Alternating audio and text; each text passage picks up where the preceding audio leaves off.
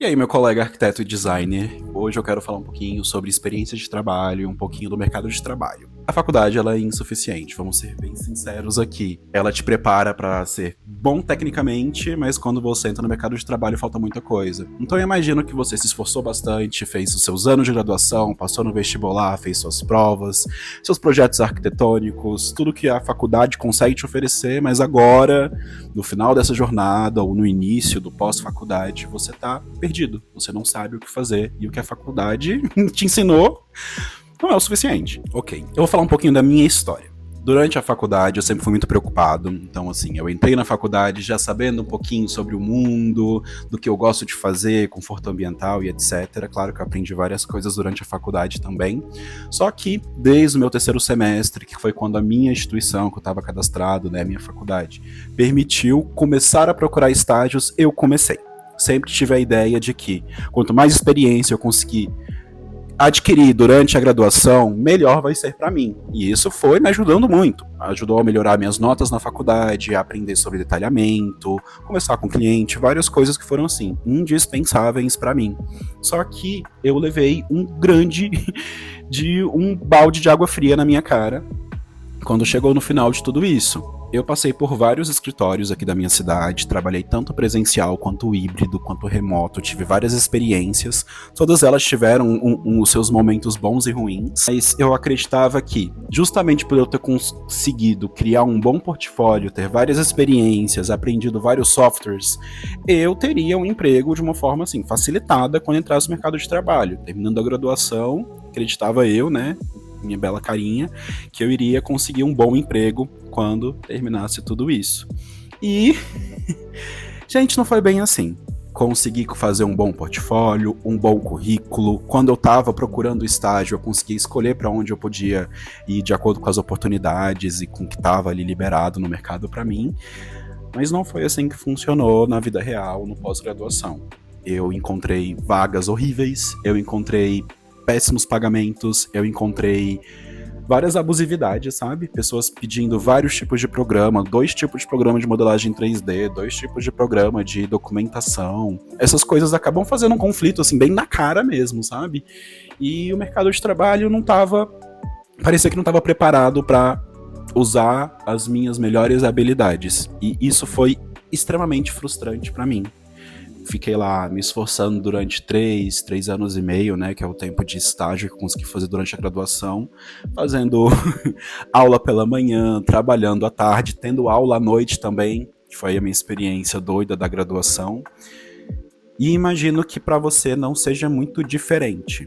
Como eu falei para vocês agora no início do vídeo, a faculdade ela ensina como você ser bom para fazer projeto, mas o mercado de trabalho exige várias habilidades que você só vai conseguir entender quando você está inserido. Como você vai captar clientes, como você pode conversar com esse cliente, como você pode fazer uma proposta assertiva, pós-venda, organização de processos. E olha, essa lista ela vai crescendo. E é uma lista que você só descobre quando você coloca a mão na massa e trabalha. E muitas vezes quando você não é um terceirizado, quando você trabalha por conta própria, de forma autônoma ou até mesmo no seu próprio escritório. Um adendo desse pós-faculdade. Foi muito difícil conseguir vaga de emprego. Mesmo com um bom currículo, com um bom portfólio, referências, chefes que poderiam me sugerir para trabalho, foi assim, exaustivo. Vários e-mails mandando currículo, várias mensagens, ligações. Não foi fácil e eu percebi ao longo do tempo que isso não era exclusivo da minha cidade. Eu moro numa grande cidade, eu moro em Brasília. E mesmo quando eu procurava em outras grandes cidades, ou até mesmo em cidades de interior, vagas para o LinkedIn ou por outras plataformas de emprego, foi muito difícil e muito escasso. E quando eu encontrava, estava longe longe mesmo, do piso salarial ou de informações que a gente vai aprendendo na faculdade que são básicas e que deveria ser, né, o mínimo da profissão. Muito menor, gente, muito, mas muito mesmo.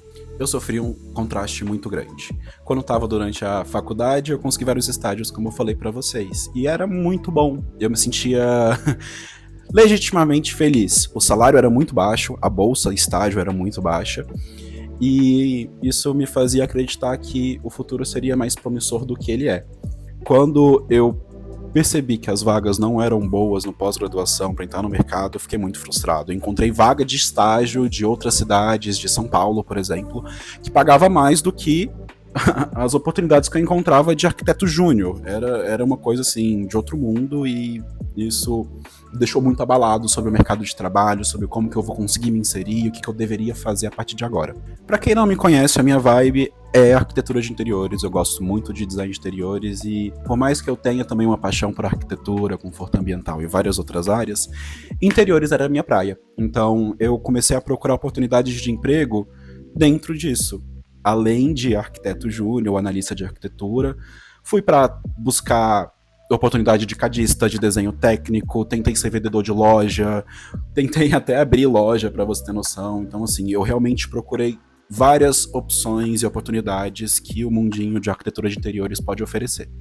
Eu sou uma pessoa ansiosa, então assim, eu gosto de ter controle sobre coisas do futuro. Sempre imaginei que ser CLT, ter um salário definido chegando mensalmente dentro da minha carteira, seria incrível para mim, e foi o meu sonho. Nunca imaginaria que empreender seria o que eu deveria fazer. Só que quando eu parei para analisar todas aquelas vagas no pós-graduação e ficar frustrado pra caramba com salários baixos, e muitas vezes esses salários não chegavam a um salário mínimo também, o que é um absurdo, eu fui percebendo que eu precisava criar a minha oportunidade. Se eu não me jogasse no mundo do empreendedorismo e criasse a minha empresa e fosse atrás dos meus próprios clientes, eu não iria conseguir a estabilidade financeira que eu queria para minha vida e alcançar as coisas que eu quero na minha vida, com meu marido e na minha vida pessoal também. E quando eu comecei a empreender, eu percebi que realmente tem muita coisa que a gente tem que aprender. Muita coisa mesmo. E tá muito longe do que a faculdade ensina pra gente. Eu tô falando aqui além dos termos técnicos. E também tô falando além de coisas básicas de empreendedorismo, como captação de clientes, ou até mesmo fazer network, contato com fornecedores. Cara, é um mundo completamente diferente de quando você trabalha para uma outra pessoa. Muitas informações para você encontrar, muitas oportunidades para você também encontrar e criar, e olha, minha cabeça virou um grande nó, e foi muito desafiador para mim passar por tudo isso. E quando eu paro para analisar e fazer uma comparação de como a gente projetava na faculdade, como a gente projeta trabalhando para um escritório ou um outro arquiteto, e a minha realidade atual de estar projetando dentro do meu próprio escritório, gente, é um contraste absurdo. Na faculdade você não tem um contato real com o cliente. Pelo menos na minha experiência, teve alguns professores que até tentavam simular, né, essas mudanças que o cliente trazia e tudo mais, mas eram entregas muito bem estabelecidas, às vezes semanais ou quinzenais, tudo muito bem alinhado e organizado. Você conseguia fazer toda a parte criativa até o projeto executivo tranquilamente.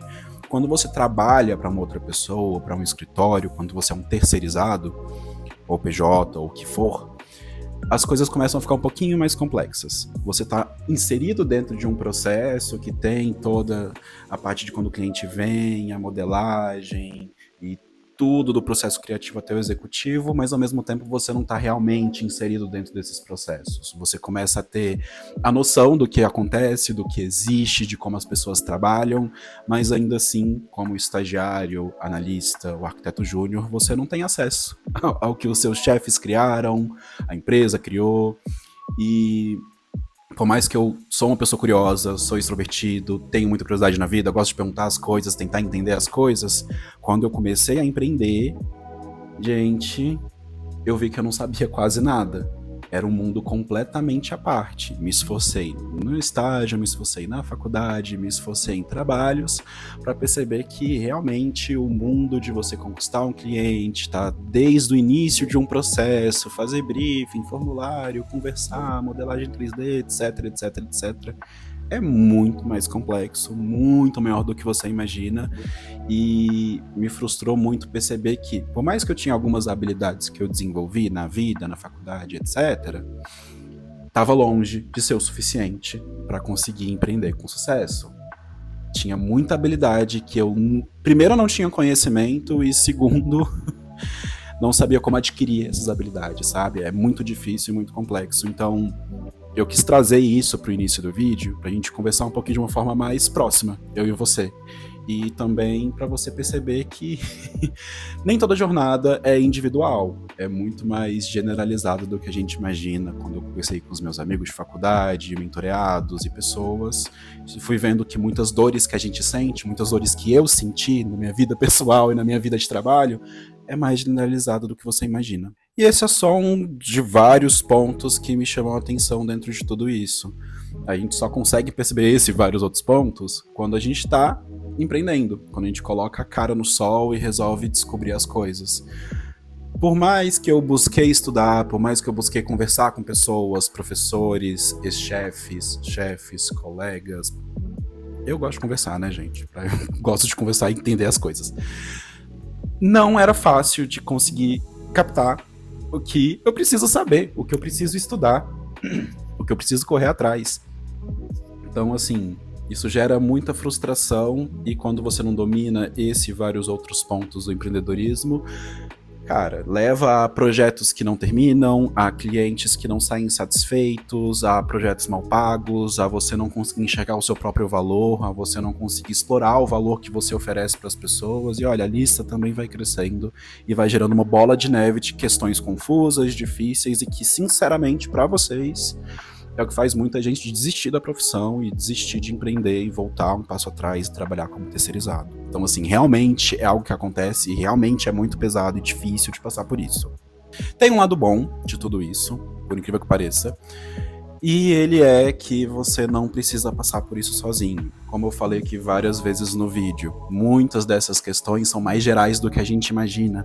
Então, assim, peço que você fique atento aqui nos conteúdos, me siga nas redes sociais, porque agora eu vou buscar falar sobre vários desses processos e de coisas que me fizeram abrir o meu olho, entender um pouquinho melhor e conseguir empreender com mais segurança. Não consigo falar sobre esses processos nesse vídeo curto, então, assim, realmente tá ficando para próximos conteúdos.